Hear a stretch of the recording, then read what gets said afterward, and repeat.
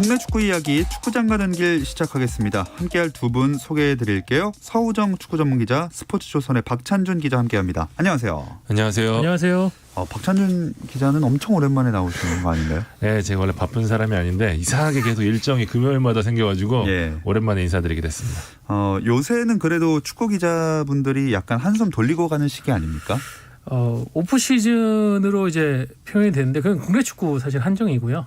해외 축구 같은 경우는 여전히 시즌 중이기 때문에 사실 이렇게 야구 기자나 타 종목 기자들의 어떤 패턴과 달리 축구 기자는 저는 비시즌이 없는 종목이라 생각을 하는데, 근데 약간 비수기라는 느낌은 좀 들죠. 그러다 보니까 좀 남다른 정보를 찾기 위해서는 이전보다도 더 좀 발품을 해야 되는 그런 상황입니다. 네, 항상 우리 바쁘신 와중에도 함께 해주셔서 너무 감사드립니다. 그나저나 어제서야 그 대표팀 그 A매치 선수들이 돌아왔어요. 네, 오스트리아 원정에서 이제 코로나19 확진 판정을 받은 8명의 선수단이 26일 전세기를 타고 귀국했는데요. 이들은 곧바로 이제 국립중앙의료원으로 이동돼서 그중에서 조현우, 이동준, 스태프 1명의 격리가 해제가 됐습니다. 이들은 이제 오스트리아에서 10일간 격리 생활을 했기 때문에 방역 당국의 기준을 충족한 것으로 알려졌고요.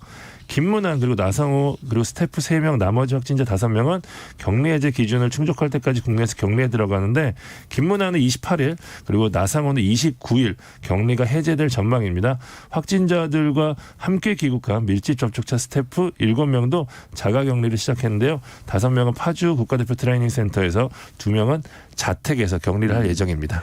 참 처음 터졌을 때는 걱정을 엄청 많이 했는데 이만하면 그래도 다행인 것 같아요. 네, 대한축구협회도 이번 상황에 대해서 좀 심각성을 느끼고 빠르게 대처를 했고요. 또 민간 항공기를 전세기로 띄워가면서 이 선수들을 빠르게 또 국내로 데려올 수 있는 그런 부분들, 또 정부하고 빠른 협조가 이루어졌고요.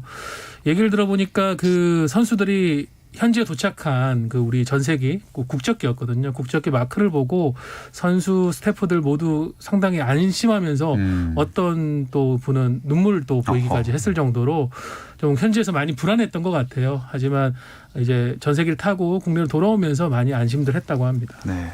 참 다행스럽게도 이제 마무리가 되어가는 것 같은데, 황인범 선수는 오스트리아에 남았다는 얘기도 있고 어떻게 된 겁니까? 24일 진행한 유전자 증폭 검사에서 음성 판정을 받았고요. 때문에 구단 요청에 따라서 25일 이제 빈에서 출발해 모스크바를 거쳐서 카잔에 26일 도착을 했고, 현지 방역 지침 스케줄을 지금 따르고 있는 것을 알려졌고요. 그러니까 일단 2주간 격리 생활을 했기 때문에 몸 상태가 정상이 아닐 거잖아요. 그렇기 때문에 이번 주말에 펼쳐지는 CSK 모스크바 경기에는 출전하지 못할 전망으로 보입니다. 네. 자, 벤투호의 다음 일정은 아직 미정이겠죠? 원래는 이제 예정된 게 지난 이제 예정됐던 2차 예선 잔여 일정들이 이제 내년 초로 미뤄지면서 그 대회도 열려야 되는데, 결국은 코로나19 상황이 변수가 될 것 같습니다. 우리가 이제 홈에서 치르는 일정들이 많은데, 그렇다면 과연 해외에서 들어오는 대표팀이 국내에서 자가격리 없이 경기 일정을 소화할 수 있을 것인가도 문제고요. 이번에 우리가 이제 유럽 원정을 가서 느꼈지만은 아무래도 여러 국가에서 모여드는 선수들이 우리 대표팀만 해도 다수다 보니까 그 상황에서의 방역 문제, 이런 경우도 좀 많은 고민이 될 것 같습니다. 네. 이렇게 어려운 상황에서도 올림픽 최종 예선 플레이오프 준비하고 있는 여자 대표팀은 소집 훈련하고 있다면서요? 내년 2월로 지금 예정이 돼 있는데요. 열릴지는 아직 미지수긴 하지만 중국과의 도쿄올림픽 최종 예선 플레이오프를 준비한 대표팀이 이제 부산에 모였거든요. 23일 소집이 됐고요. 12월 8일까지 2주간 지금 소집 훈련을 진행할 예정입니다. 여자 대표팀은 이제 올해 2월 제주에서 열린 올림픽 최종 예선 이후 이제 8개월 동안 소집 못하고 지난 10월이었죠. 20세 이하 대표팀과 이제 스페셜 매치를 했었잖아요. 그때 이제 오랜만에 호흡을 맞췄는데, 이번 소집을 통해서 이제 뭐 선수단도 점검을 하고 본격적인 플레이오프 대비에 나설 예정입니다. 자, 이번 소집 훈련 뭐랄까요? 좀 근본적인 목적이라고 해야 될까요? 이런 건 뭐가 될까요? 최근에 이제 WK 리그 일정이 마무리되면서 국내에서 여자 축구 일정은 마무리가 됐고, 조금 대표팀을 그래도 소집을 해가지고 여러 옥석 가리기를 벨 감독이 하고 싶어하는 것 같아요. 그래서 이번에 보면은 위덕대 이정민 선수, 울산 현대고 이은영 선수 같은 A 대표팀에 처음 발탁하는 신예들 또 테스트를 하고 있고요. 장슬기, 여민지, 박세라, 이민아 등 굉장히 익숙한 또 대표팀의 간판 자원들도 함께 섞이면서 이 28명의 선수 중에 좀 새로운 얼굴도 발굴하고 기존 선수들과는 호흡을 더 맞춰가면서 끈끈한 조직력을 완성해 보겠다는 게 벨 감독의 보관인 것 같습니다. 이 지소연 선수를 비롯해서 해외파까지 다 합류한 완전체는 언제쯤 손발을 맞춰볼 수 있을까요? 일단 이것이 미정이라고 보시면 될 것 같은데요. 해외파 합류 시점도 미정이고요. 뭐 자가격리도 있고 여러 가지 지금 문제점들이 많기 때문에 언제 모일지에 대한 부분은 지금 협회 내에서도 굉장히 고민을 하고 있는 것으로 알려졌습니다.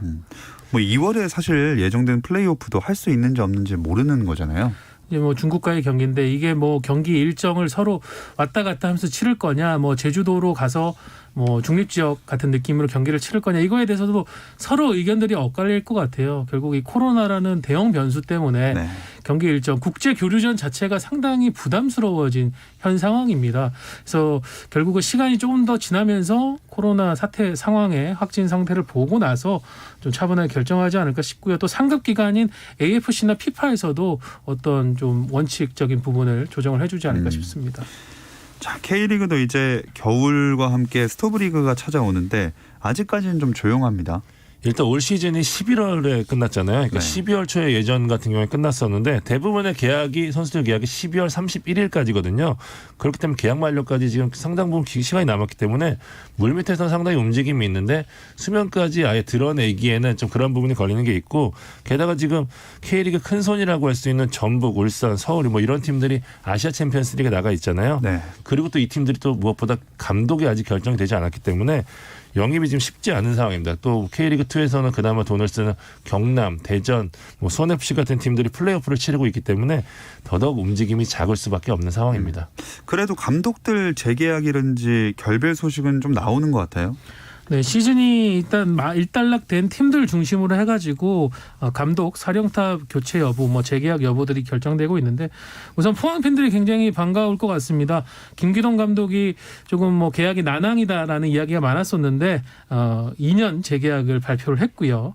부산은 이제 또 2부 리그로 다시 강등되면서 승격에 도전을 해야 되는데 포르투갈 출신의 히카르도 페레스 감독을 영입을 하면서 16년 만에 외국인 감독을 다시 선임을 하게 됐습니다. K리그2 부천FC도 이영민 전 안양 감독을 새롭게 선임을 했고, 반면에 K리그2 같은 리그에 있는 FC 안양 같은 경우에는 김영렬 감독과 결별을 발표했습니다. 네. 특히 부산이 페레즈 감독을 영입한 건 좀 의외다, 이런 반응도 있더라고요. 사실 축구계에서는 소문이 오래전부터 났던 이야기고요. 포르투갈 출신 감독, 특히 벤투 A대표팀 감독이 추천을 해서 포르투갈 출신 감독을 앉힐 거라고 얘기가 이미 퍼져 있었고요. 유로 2012에서 벤투 감독과 함께 골키퍼 코치로 발을 맞췄던 페레즈 감독이 선임이 됐습니다. 말씀하신 대로 팬들이 좀 놀라운 눈치인 게, 사실 벤투 감독과 2년을 빼면은 뭐 검색을 해도 특별한 뭐 이력이 안 나온다. 도대체 이 감독이 누구냐, 이런 식으로 좀 궁금해하시는 팬들이 많거든요. 실제로 좀 2004년부터 지도자 생활을 했다고 하는데 1부 리그에서 감독으로 이렇다 할 모습을 보여주지 못한 게 좀 사실이거든요. 그렇기 때문에 좀 의구의 목소리도 있는 게 사실이고, 부산은 뭐 팀을 장기적으로 키우겠다라는 생각에 선임했다는데, 저는 뭐 개인적으로 약간 미지수라고 좀 보는데, 당장 뭐 부산이 1부 리그 승격을 노리고 있는 팀이고 또 장기적으로도 기다려주지 않는 팀이거든요, 이 팀이. 네. 그렇기 때문에 좀 검증해야 될 부분도 많고, 뭐 역시 또 포르투갈 출신의 무명 감독을 선임했다 실패했던 전남의 사례가 또 있었기 때문에 이 부분을 팬들이 좀 많이 우려하시는 것 같더라고요. 아무래도 이번 그럼 감독 선임 배경에는 약간 벤투 감독이 작용했다, 이렇게 볼 수 있을까요? 네, 부산이 이제 사실은 조덕재 감독이 물러난 뒤부터 감독 선임에 대한 이야기들이 많이 오갔었죠.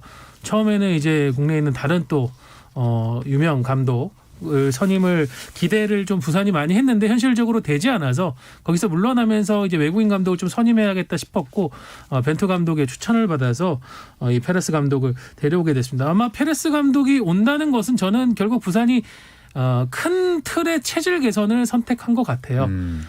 첫 번째 강등 이후에는 빠르게 승격하기 위해서 뭐 기존 선수들을 최대한 또 안고 가고 하면서 계속 어느 정도의 투자를 했다면, 이번에는 과감하게 조금 젊은 팀으로 리빌딩을 해야 승격 이후에도 뭔가 일부 리그에서의 생존 경쟁력을 좀 가지고 갈 수 있지 않겠느냐.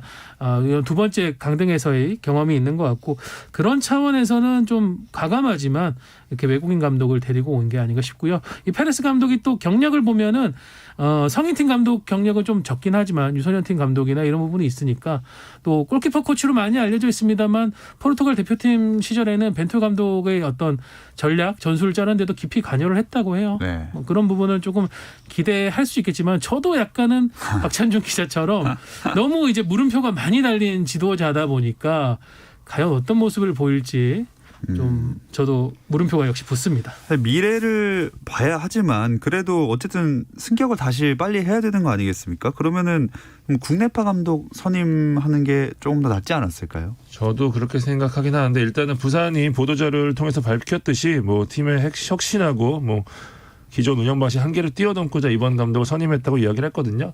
그러니까 기다려주는 거. 그러니까 육성과 지금 결과 사이에서 만약에 흔들린다면 부산은 또 예전과 같은 실패를 반복할 가능성이 큰데요. 일단은 뭐 선택을 한 만큼 뭐 좋은 결과 나오길 기다려봐야죠. 네. 그리고 과거 광주FC를 1부 리그로 끌어올렸었던 그런 노하우가 있는 기영옥 신임 대표이사가 있지 않습니까? 이 감독하고 좀 합이 잘 맞을까요? 역시 부산이 뭐 페레스 감독이 어떻게 보면은 미지수라고 한다면은 기영옥 대표이사는 광주 FC에서 많은 걸 또 잃어본 그런 경험이 있거든요. 얘기 주신 대로 승격도 해봤고 또 부산의 어떤 지금 수건 중에 하나인 전용구장도 광주에서 한번 또 만들어봤고 예. 또 팀의 어떤 체질 개선을 굉장히 빠르게 이끌어본 기영옥 대표이사가 지도자 출신입니다. 뭐 국내에 많이 알려지지 않았지만은 고등학교 감독으로서 상당히 유명했던 지금은 뭐 기성용 선수의 아버지로 더 유명하지만 원래는 이제 고등학교 무대에서 굉장한 지도자로 유명했었거든요. 그런 경험들이 있다 보니까 서로 잘 어울리는데 조금 걱정되는 부분은 이거예요. 감독 선임이 결정되고 나서 기영옥 대표이사의 선임이 결정이 됐거든요. 예. 그러니까 합을 맞추는 데는 서로가 이해하기 위한 좀 노력들이 더 많이 필요할 것 같아요. 더기다 외국인 감독이니까 커뮤니케이션이나 이런 부분도 직접적으로 이루어지진 않을 거고. 그래서 기영옥 대표이사 입장에서도 2부 리그는 익숙하지만 외국인 감독과 함께 성과를 만드는 것은 낯선 경험이기 때문에 좀 쉽지 않은 도전이 될 수도 있다 이런 생각이 드네요. 네. 이렇게 뭐 감독의 선임 결별 소식이 이어지고 있지만 K리그는 아직 경기 일정 남겨두고 있습니다. 잠시 쉬었다 와서 이야기 나눠볼게요.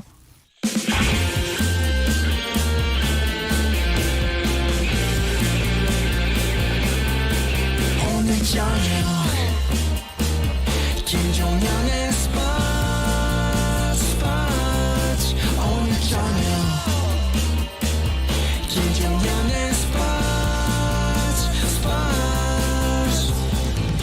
김종현의 스포츠. 금요일 밤의 축구 이야기 축구장 가는 길 듣고 계시고요. 스포츠조선의 박찬준 기자, 서우정 축구 전문 기자와 함께하고 있습니다. K리그2 승격 경쟁 이제 마무리 단계죠? 네, 경남이 25일 대전과 1대1로 비기면서 무승부시 이제 정규리그 우선순위 팀 규정에 따라 플레이오프에 진출을 했고요. 이제 29일 펼쳐지는 수원FC와 경남FC의 경기 승자가 다음 시즌 K리그 1을 올라가게 됩니다. 네, 두 팀 다 엄청 간절하겠죠. 간절하죠. 두 팀 다 이제 2부 리그에서 1부 리그로 올라왔던 그 맛을 아는 팀들이거든요. 예. 수원은 과거 조덕재 감독과 함께 승격을 경험을 했었고 경남은 불과 이제 2년 전에 승격을 했지만 2년 만에 다시 강등되는 그런 아픔을 겪었던 팀이기 때문에 올해 지금 제주가 강등되고 나서 바로 승격을 했단 말이에요. 네. 경남도 우리도 한번 그렇게 해보자. 사실 경남은 조금은 승격 시점을 길게 봤던 것 같은데 지금 플레이오프에서 이렇게 올라가다 보니까 이 또 하늘이 주신 기회를 우리가 놓칠 수가 없다. 과감하게 한번 승격을 도전해보자라는 그런 마음들이 생긴 것 같습니다. 그래도 수원이 살짝 유리한 점은 비기기만 해도 되잖아요. 맞습니다. 이제 규정에 따라서 정규리그 2위 팀인 수원FC가 비기기만 해도 승격을 할 수 있고요. 말씀하신 대로 여러모로 유리한 경기인 게 정규리그 성적도 그렇고 그다음에 3주간 휴식을 취했기 때문에 체력적 우위도 갖고 있고요. 전력 누수도 거의 없다고 합니다. 부상자도 없고 결장자도 없고요. 반면 경남은 이제 최근 8일 동안 이제 3경기를 치르면서 체력 부담도 좀 있고 중원의 핵인 정혁 선수 그다음에 수비수 배승진 선수가 경고 누적으로 이번 경기에 뛸 수 없거든요. 여기 지난 경남 대전장에서 보듯이 비기기만 해도 된다는 게 굉장히 경기에서 유리하게 적용을 하고 있어서 물론 이제 뭐 김도균 감독은 비긴다는 생각보다는 이기려고 한다고 하지만 어쨌든 여러모로 수원FC 쪽에 좀 기울어지는 뭐 경기 전 모습은요. 기울어지는 게 좀 사실입니다. 네. 아까 정규리그 전적 잠깐 얘기하셨는데 한번 구체적으로 좀 살펴볼까요? 네, 수원FC와 경남이 이제 세 차례 맞붙었는데 모두 수원FC가 승리를 했습니다. 3대1, 3대2 그리고 가장 최근 경기에서 2대0으로 수원FC가 승리를 했거든요.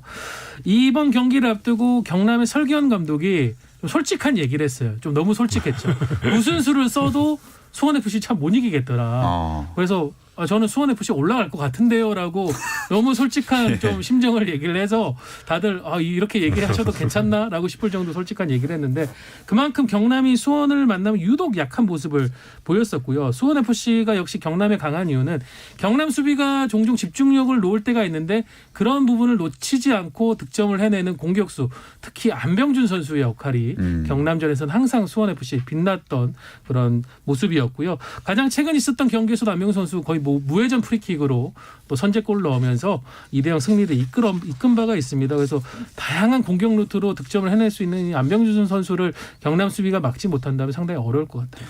안병준 선수를 이번 경기에도 그럼 어떻게 막느냐 이게 제일 중요한 점이 되겠네요. 안병준 선수가 올 시즌 20골을 넣었는데 경남전에서만 4골을 넣었습니다. 이게 본인 팀 중에는 최다골이라고 하는데요. 설경 감독도 그런 얘기를 했어요. 결국에 실점을 하지 않는 게 중요하다는 얘기했는데 이건 수원FC한테도 비슷한 말이 될 것 같아요. 수원FC가 아무리 공격적인 팀이지만 비교도 되는 이상 크게 무리하지는 않을 거고요. 경남은 어쨌든 수원FC의 공격이 무섭기 때문에 지키다가 한 방을 노려야 되는 상황이 됐거든요. 그 수비가 더 중요할 수밖에 없는데 말씀하신 대로 경남FC 입장에서는 수비가 중요하다는 얘기 결국 안병준을 어떻게 막느냐가 될 것 같거든요.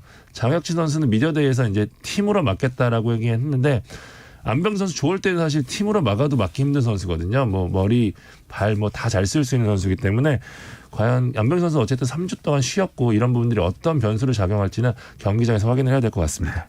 그리고 수원FC 김도균 감독하고 경남FC 설경 감독이 절친한 사이라 그래요. 이것도 작용을 좀 할까요? 네, 지난 2000년 시드니 올림픽 때 김도균 감독은 주장, 이제 설경 감독은 또 팀의 에이스 역할 이렇게 또 같이 했었었죠.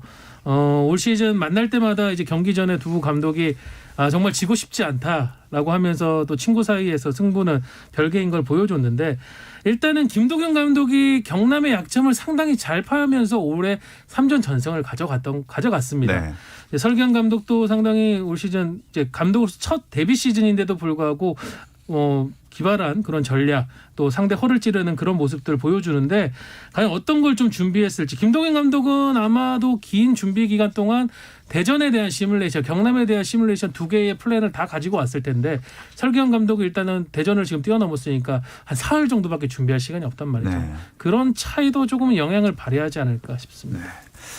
자, 이렇게 승격을 하는 게 좋은 거라고 당연하게 또 막연하게 생각을 하는데 정확히 1이랑 2랑 어떤 차이가 있는 건가요? 예전처럼 K리그 1이 천국이고 K리그 2는 지옥이다 이렇게까지는 요새는 아니거든요. K리그 2에서도 어느 정도 이제 좀 분위기가 자리 잡았기 때문에 하지만 여전히 격차한 점이 있거든요. 일단 가장 큰 차이는 예산입니다.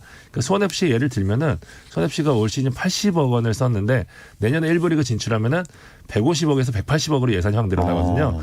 그런 부분들이 아마 가장 크게 느껴지는 부분일 테고 이에 따라서 이제 선수단 퀄리티나 규모가 달라지게 되고 언론의 주목, 팬들의 주목도 달라지기 때문에 승격을 다들 원하는 게 사실이죠. 네.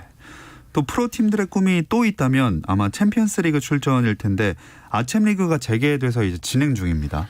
네, 원래 챔피언스 리그는 시즌 중에 진행이 돼야 되는데 올 시즌 코로나 일정으로 인해서 조별리그 1차전 혹은 2차전까지만 치른 상태에서 중단이 됐었어요.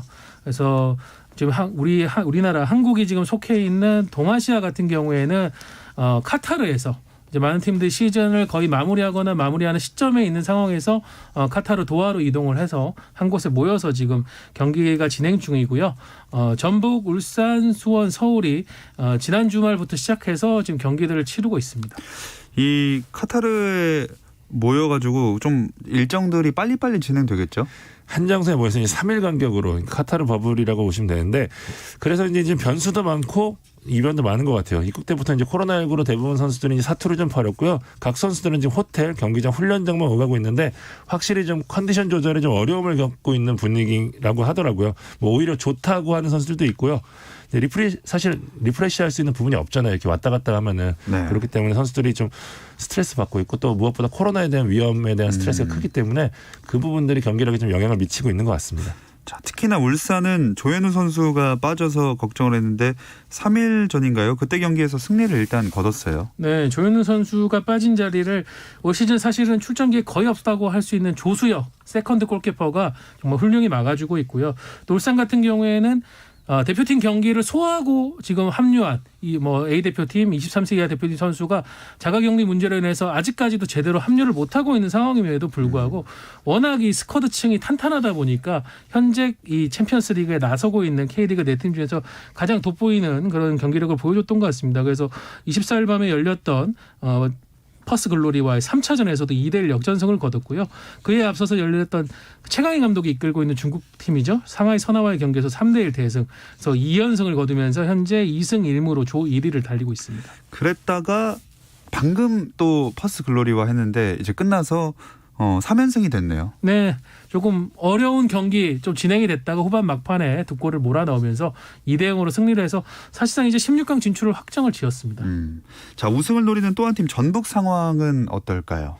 전북은 지난 25일에 펼쳐졌던 경기였죠. 이제 이 경기에서 나성원의 결승골과 송범근의 눈부신 선방을 앞세워서 시드니의 1대0 승리를 거뒀습니다. 이게 대회 첫 승이었어요. 그러니까 현재 지금 승점 4점, 1승 1무 2패거든요. 순위는 그대로 3위인데 상하이 상강과 격차가 2점으로 좁혔고요. 결국에는 이제 마지막 경기 상하이 상강과의 최종전에서 16강 여부가 결정될 가능성이 높아 보입니다.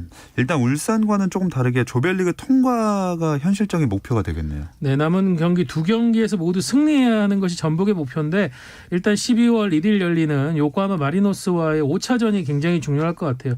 요코하마와는 이제 홈에서 첫 대결을 펼쳤는데 당시에도 전북이 패했었거든요. 네. 요코하마가 상당히 패스워크가 좋은 팀, 조직력으로 상대를 괴롭히는 팀이고 이번 경기 앞선 경기에서 상하이 상강을 꺾었습니다. 그래서 조선두에 올라와 있는데 일단 요코하마를 넘어서고 상하이 상강과의 이제 2위 자리를 놓고 펼치는 이 싸움에서도 지지 않아야 하는 그런 전북의 입장이 됐습니다. 네. FC 서울이랑 수원의 상황도 살짝 짚어볼까요? 서울 같은 경우 2승 1패로 지금 2조 2위에 있는데요. 지난 경기 치앙라이 유나이티드를 5대0으로 대파하면서 분위기를 끌어올렸거든요. 베이징 거안이 지금 3승으로 2조에서는 가장 안정적인 흐름을 갖고 있기 때문에 서울이 나머지 이제 멜버른 빅토리와 치앙라이는 분명히 잡을 수 있는 수준이거든요. 예. 때문에 16강에서 오늘 경기까지 승리한다면 유리한 고지 밟을 수 있을 것 같고요. 수원 삼성 같은 경우에는 지금 조금 힘들어 보이거든요. 아하. 2차전에서 광저우와 비기면서 1무 1패 승점 1점밖에 되지 않으면서 그 지금 조 최하에 있거든요. 남은 경기 전승을 해야 되는데 지금 타가트도 없고 염기훈도 없고 헨리도 없고 지금 뭐 특히 공격진 쪽에서 마무리해줄 선수가 없다는 분이 수원의 가장 큰 약점이거든요. 때문에 좀 쉽지 않은 경기들을 하고 있는 게 사실입니다. 네.